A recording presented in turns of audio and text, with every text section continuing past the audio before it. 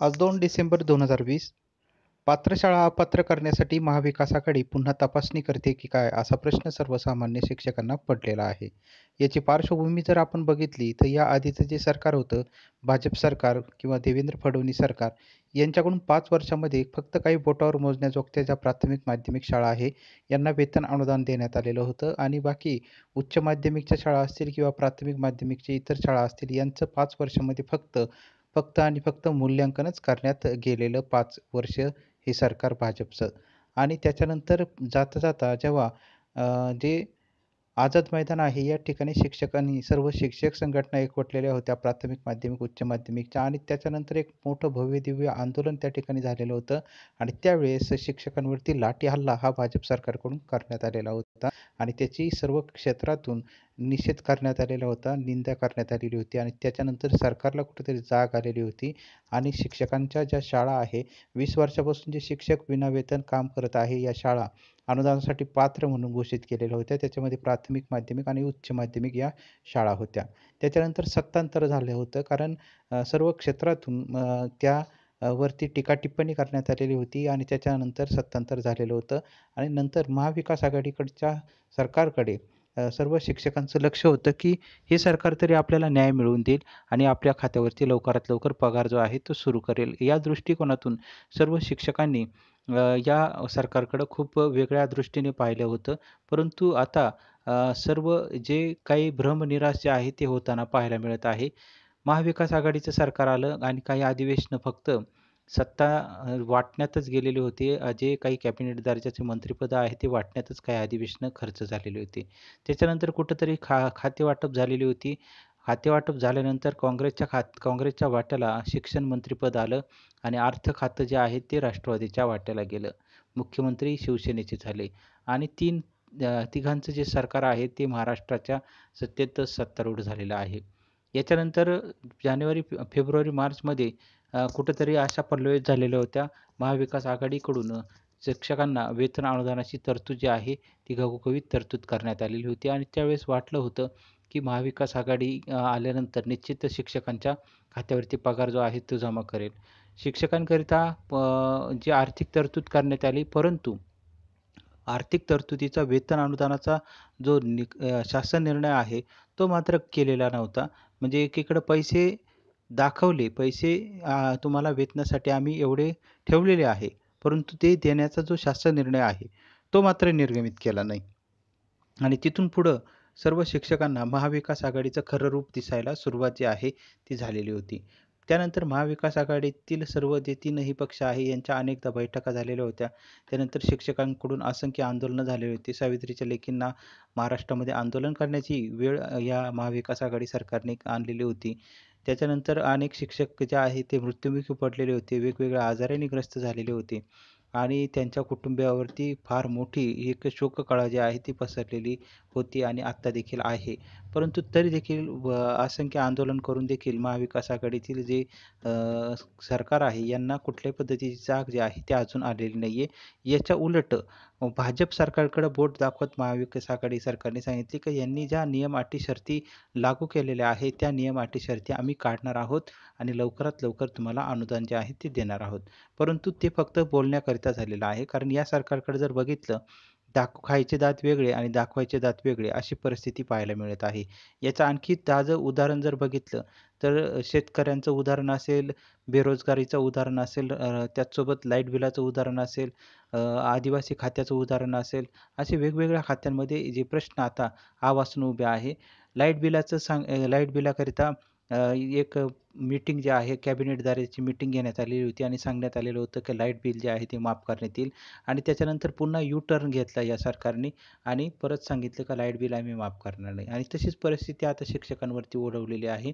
वेतन अनुदान मंजूर केलं आणि आता ते वेतन अनुदान लॅप्स पण झालेलं आहे अशी प्राथमिक माहिती समोर येत आहे आणि हे होत असताना नियम अटी शर्ती आम्ही काढून टाकू असं म्हणणारं जे महाविकास आघाडीचं सरकार आहे त्यांनी सर्व ज्या अटी शर्ती आहे भाजप सरकारच्या त्या तशाच ठेवलेल्या आहेत. त्याच्यामध्ये प्रमुख जी अट जी होती 10% शाळांची रँडम तपासणी जी अर्थ खात्याकडे होती, ती अर्थ खात्याकडून तपासणी फक्त शिक्षण खात्याकडे देण्याचं काम जे आहे ते महाविकास आघाडी सरकारकडून झालेलं आहे. मग याच्यामध्ये अटी शर्ती कोणत्या कमी केल्या?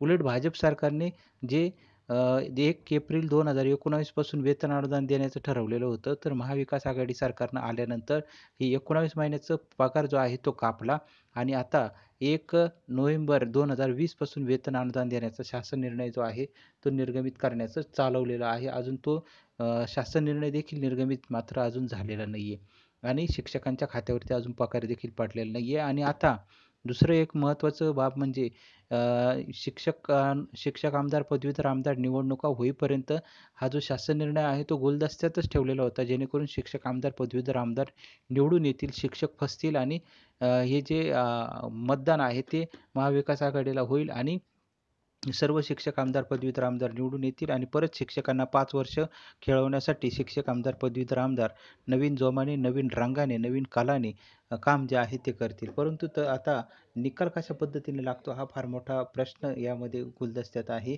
आणि त्याचे कल देखील वेगवेगळे पक्षांकरिता वेगवेगळे येत आहे.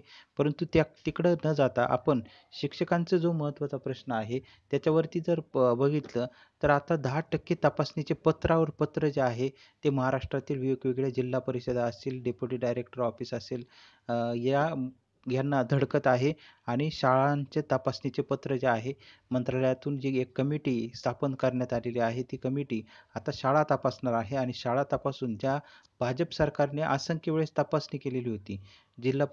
पंचायत समितीकडून तपासणी झाली, जिल्हा परिषदेकडून तपासणी झाली, डेप्युटी डायरेक्टर ऑफिसकडून तपासणी झाली, आयुक्त कार्यालयाकडून तपासणी झाली. याच्यानंतर परत त्रयस्थ समित्या भाजप सरकारकडून बसवण्यात आलेल्या होत्या आणि त्रयस्थ समित्या बसून तपासण्या करण्यात आल्या. 2दा-3दा तपासण्या करण्यात म्हणजे या आधीच्या 4 वेळेस तपासण्या आणि त्याच्यानंतर परत 2 वेळेस अशा 6-7 वेळेस तपासण्या करण्यात आल्या आणि त्याच्यानंतर जी शिक्षकांवरती लाठीहल्ला केला त्याच्यानंतर कुठेतरी सरकारला जाग आली आणि त्याच्यानंतर हे पात्र शाळा ज्या आहेत त्या घोषित करण्यात आलेल्या होत्या आणि आता ह्या पात्र शाळा घोषित भाजप सरकारने केल्या.